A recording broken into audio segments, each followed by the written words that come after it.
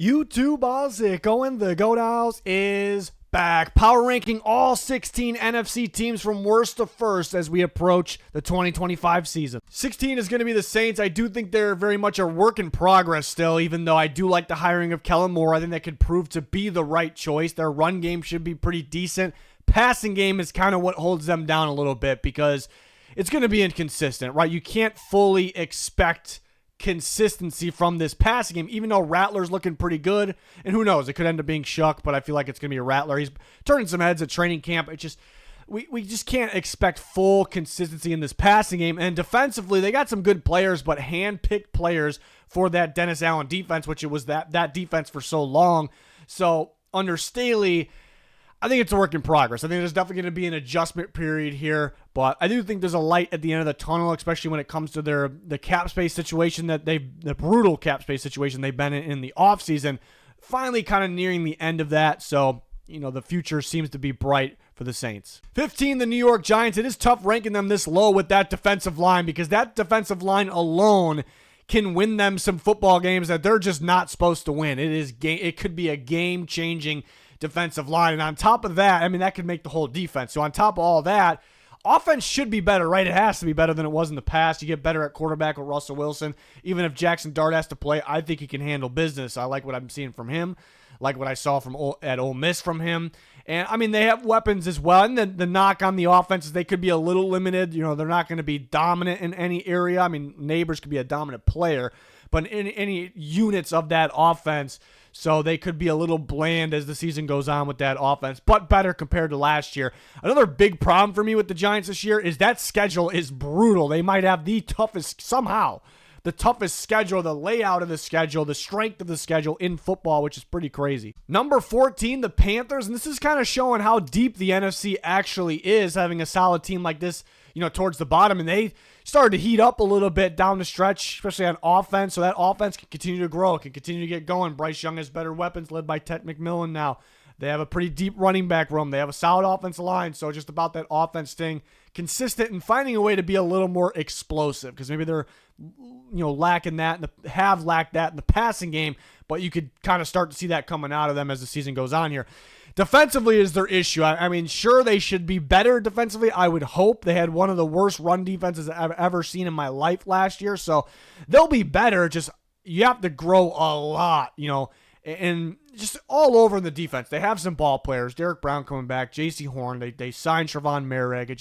There is a lot of gaps in that defense, and they could struggle at times to stop the run and stop the pass. So the defense is what could hold this team back from being a better ranked team. 13 is going to be the Seattle Seahawks. Not worried about the Seahawks defense under Mike McDonald. It should be a very solid defense around the top 10, in the top 10.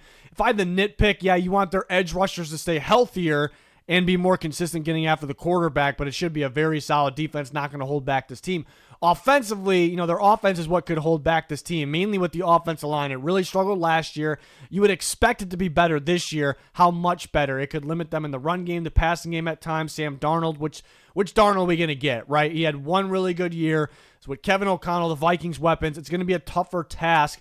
Even though it's not a bad situation in Seattle, it's going to be a tougher task. So what Darnold shows up is really going to determine how good the Seahawks team is. Number 12, the Chicago Bears, a team that definitely should take a step up from where they were last year, mainly because that coaching staff alone, led by Ben Johnson, but then you factor in the weapons they have, the additions that they made, the offensive line that they put together. It would be a surprise if they weren't at least a little bit better. I guess they do have some of the similar issues, though. How consistent will the pass rush be? And the run defense as well was towards the bottom of the league last year. I'd expect them to be a little bit better in those categories. How much better? And then offense, do they have the running backs, the running game for Ben Johnson's offense? And maybe it'll be unfair to expect perfection from Caleb Williams. There could be still those growing pain moments, but I do expect a big step up for Caleb Williams in this Bears team. Number 11, the Falcons. This offense has a chance to be very, very explosive. Of course, Michael Penix still needs to get more experience under his belt. He could have those hiccups. He could have those growing pains, but man, there's talent throughout this entire offense, a solid offensive line. They have weapons in the passing game, but they have one of the best running backs in the league as well at Bijan Robinson, so they can win in multiple ways with their offense. And defense, they should have improved looking at this offseason, the young players they've added, and Jeff Ulbrich, a really good defensive coordinator as well. But the defense, again, it won't be consistent. It won't be perfect every single week all year long. So it's something that could hold them back at times, not all the time, but I do expect that offense to be very explosive. Number 10, the Arizona Cardinals, a defense that I'm actually excited about. I think it's an underrated defense, better than people think, could be in that top 10 range, gaining a very underrated defensive mind. They have suffered some injuries already, so that's a tough part, but the additions they made and where they were already heading last year, I'm excited about it. Offensively, nowhere near a bad offense, but it's kind of the issue for me is how inconsistent they are. Sometimes they shut down in big moments at the end of games. Kyler Murray part of that, even though he's a solid quarterback. Sometimes they rely on the running game and James Conner a little too much. But they have guys like Trey McBride, a star, and Marvin Harrison Jr., who could be a star. I'm expecting big things from him this year. With that running game, they have a shot to be a sneaky team. If the offense stays more consistent and shows up against better defenses, in big parts of fourth quarter, late in the games, this easily could be a playoff team if that's the case. So it's a team that could be sneaky. I'm excited about their defense. Number 9, the Dallas Cowboys, and it's all going to come down to them staying healthy, right? If Dak Prescott is out, he's not in there, they're going to finish much lower than 9, like they did last year. But if he's in there, that's a very explosive offense. You can have a different debate on how they are against the big teams in the playoffs. So that's where people want to knock them, but that's still a very explosive offense. You add George Pickens to the mix with CeeDee Lamb, Ferguson. It's an explosive offense, and the running game's not going to be the best in the world, but it actually could be better than what people think. They have a couple options there that can help them. Defensively, again, the health of the secondary is big. Micah Parsons being out there, I expect him to eventually here.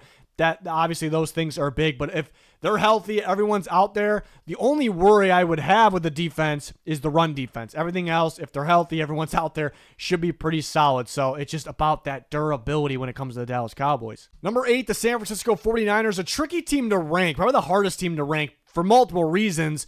One, these are just how I rank teams today, like where they sit today, not really predicting the end of the year, but I may be predicting them when we get to my final season predictions to finish much higher in this. There's a shot they can win that division. The schedule is very favorable. This is a better team than what people think. People forget. People just look at the record from last year. They forget they were very injured last year. Maybe some people are just predicting them to get injured again because they are already a little beat up. Ayuk going to miss some time still. Some guys getting banged up. So that's a tricky part, but star player like McCaffrey coming back, all the other guys coming back, the additions that they made throughout the draft, adding Robert Saleh back, Purdy now a little more comfortable under his contract. I could see him having a career year. This could end up being, as long as they're healthy, a better team than what people think. Just today, compare to the other NFC teams, this is where I want to rank them. They need to get healthier, stay healthier. Number 7, the Green Bay Packers. These NFC North teams, man, they're so tough to rank. I kind of keep flip-flopping them around. But today, I had the Packers sitting at 7. Jordan Love injured again. Minor thing, going to have surgery, but supposed to be ready to go by the start of the season. But last year, week 1, injured. Now, preseason week 1, injured. Not really ideal. Not that it's a major thing, but it's really not ideal. You want this passing game to be a little more consistent. Having Matthew Golden definitely could help that. The run game, I think, could be absolutely dominant. Defensively, they started to get better at the end of the year. Their cornerback room looking a little thin right now, but Xavier McKinney has really boosted this defense, so they could be somewhat of a balanced team this year. Number 6, the Minnesota Vikings, a team that I've bumped down a little bit since the last time we ranked teams. And it's mainly because how much consistency are we going to get from J.J. McCarthy in this passing game? It's been a little bit up and down in training camp so far. There's apparently days where the offense just cannot really move the ball through the air. I guess you got to credit the Vikings defense in that category, but the run game should be much better. The offensive line should be a lot better. They still have those weapons, and defensively, they were a top 10 defense last year. They got even better this year, so that defense definitely could win them some football games. So from top to bottom, an extremely good roster. You'd say better than number 6. It just could that quarterback play. Even if McCarthy's good, will it be consistent enough to kind of hold them up to where the rest of the roster is? Number 5, the Detroit Lions. And I do think they'll take a hit from losing both their star coordinators. That's got to be tough to adjust from that, but they have the talent to be able to do it. Is it going to click right away? That's kind of the big question. Another knock, maybe they got to stay healthier compared to last year. They started to wear down more and more at the end of last year. I felt like guys were coming back too early from injuries, so can't have that happen again this year. And how will the pass rush be other than Aiden Hutchinson, will he have to carry that pass rush group. But a lot of guys coming back healthier. They have talent throughout this roster. They can win with the run. They can win with the pass. They seem to be a pretty consistent, tough team. So I have the Lions in the top 5. Number 4, the Washington Commanders, a team that I've moved up a little bit. The main reason being, as long as everyone's out there, that offense can win them any game. They have a shot against anyone because of Jaden Daniels in that offense. They are a pain in the ass to deal with. Pass game and the run game. The offensive line got a lot better. They're all in with that offense. You do worry about the defense. Mainly the run defense, what I worry about. They really struggled last year. It's got to be better if they want to win championship football. But Dan Quinn always, as a defensive coach, he has his defenses playing much better than expected. And I do love the cornerback room. That is a room that that it should be getting better. Going into the year with Latimer, they add Trey Amos, they add Jonathan Jones, they have Mikey Sainer still. So that is a unit in the linebacker unit as well that I do really like, even though their defense isn't the strength of that team. But a very explosive team that could compete with anyone. Number 3, the Tampa Bay Buccaneers, a team soaring up the ranks for me, mainly because I just love their roster from top to bottom. A lot of good veterans on this team that find ways to get better. But what are some things that could hold them back? Well, one, Tristan Wirfs going to miss a little time early in the season. It's not that big of a deal, but they potentially could miss him a lot. He's a star player, and potentially lose some games early, setting them back a little bit. I also could see them finding ways to win those football games. But another thing, they lost their big-time offense coordinator in Liam Cohen, and they will miss him. It's, that's tough, mainly because, he works well with quarterbacks. All he did with Baker Mayfield. Argument against that is he's ready. He's polished. They have a lot of veterans, so do they need someone to hold their hand? But also, a guy that's really good at preparing his team. So that's the area they'll miss him. But compared to the Lions losing Ben Johnson, I don't think it's anywhere near that. And mainly because I don't know if Liam Cohen was an excellent play caller. Not that he was bad. I just wasn't overly thrilled with the in-game play calling. There's a lot of times where I'm calling for them to run the football because it's working. A team can't stop it. And they're insisting on these, interesting plays or too many passing plays, even though they can throw the football. Look at the playoff game against the Commanders. They outplayed the Commanders in that game. They just got a little too creative at times. They tried that fancy end-around play, resulted in a fumble. Of course, the players have to execute it, but that was the thing with Liam Cohen. There's so many plays where, is that necessary? Just go and play football. You're dominating them on the ground or just normally through the air. Stick with that. So, and it'll depend on how much they'll miss him if they can be this good, but look at this roster. Baker Mayfield's playing the best ball he's ever played. The running game's excellent. Bucky Irving, they got something with him. They have Rashad White as well. Offensive line looks pretty solid. They have guys that are getting better. Barton, Malk looks, turning some heads at that joint practice against the Tennessee Titans. So he's a young player that continues to get better. Once they have Wirfs back in there, that offensive line looks legit. The receivers are ridiculous. Already really good. You add Emeka Egbuka. Chris Godwin was one of the better slot receivers in football last year. People forget he's coming back. They didn't have him down the stretch last year, of course. Defensively, they should be getting better. They add Hassan Reddick. Yaya Diaby continue to get better. They could add another edge rusher. They love the interior defensive line. Secondary is full of young players continuing to get better. So I feel like they show up, especially down the stretch last year, against better teams. They play not just down the stretch. You look at the last couple years, they played the Eagles so well. They played the Lions well. They dominate the Chargers late last year. It just feels like a team that is built to be able to compete with those other good teams. That's what I love about Tampa Bay going into this year. Number 2 is going to be the LA Rams. It's a little scary just because Matthew Stafford had an injury pop up out of nowhere before even playing, and we know he could have an injury pop up out of nowhere during the season. So if they don't have Stafford, then they're not going to be anywhere near number 2. So it's a little sketchy, but it's a very, very talented team. If Stafford's out there, he's still playing. He hasn't even lost a step.